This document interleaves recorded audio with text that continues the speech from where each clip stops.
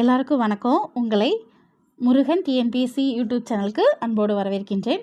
இன்றைக்கி நம்ம என்ன பார்க்க போகிறோம்னு பார்த்தீங்கன்னா, 10 பாட்டில் எத்தனை அடிகள் இருக்கணும் அப்படின்னு சொல்கிறத பற்றி இந்த வீடியோவில் பார்ப்போம் வாங்க. முதலாவது திருமுருகாற்றுப்படை. திருமுருகாற்றுப்படையில் எத்தனை அடிகள்னால் 317 அடிகள் இருக்கணும். ரெண்டாவது பெருநராற்றுப்படை. பெருநராற்றுப்படையில் 248 அடிகள் இருக்கணும்.